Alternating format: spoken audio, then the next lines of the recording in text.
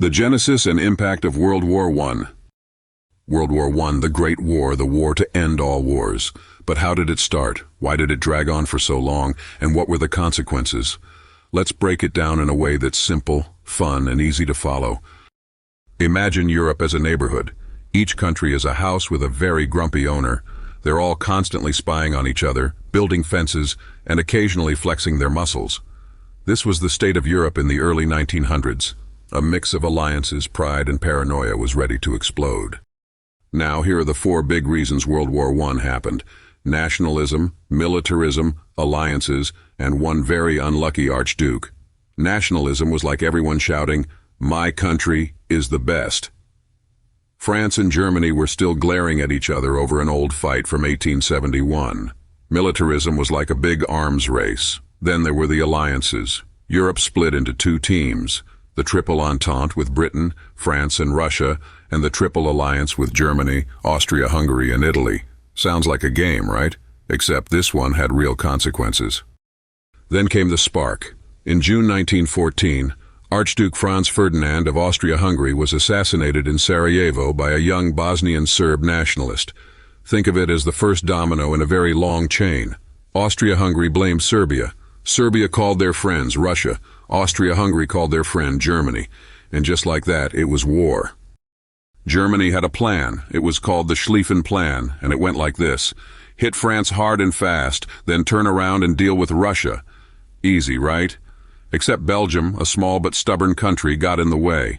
Britain came to Belgium's defense, and soon the whole of Europe was in chaos. On the Western Front, it turned into a nightmare. Trench warfare began.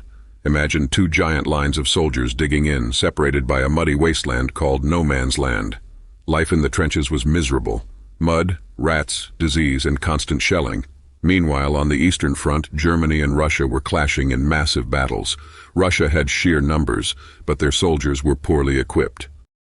This war also introduced new, terrifying technology. Poison gas, tanks, machine guns, and airplanes changed the way wars were fought. It wasn't just soldiers on the ground. Now the skies were part of the battlefield. These weapons made the war even deadlier. But something unexpected happened in 1917.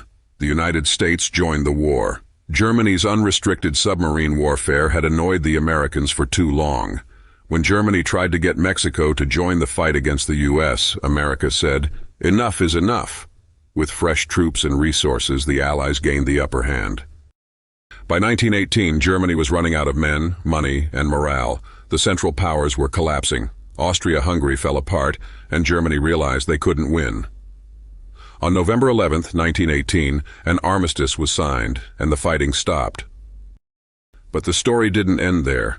In 1919, the Treaty of Versailles was signed. It punished Germany severely, taking away territory, limiting their military, and making them pay massive reparations. Germany was humiliated, and this anger would later fuel the rise of World War II. World War I changed the world forever. Old empires fell, new countries were born, and millions of lives were lost. Over 16 million people died during the war, both soldiers and civilians. It was a grim lesson about the cost of global conflict. So what's the takeaway from all this? Maybe it's that pride, paranoia, and unchecked power can lead to catastrophe. Or maybe it's that wars don't really solve anything, they just create new problems. What do you think? Share your thoughts in the comments below. And if you enjoyed this breakdown of World War I, don't forget to like and subscribe for more historical deep dives. Next time, we'll tackle the sequel, World War II.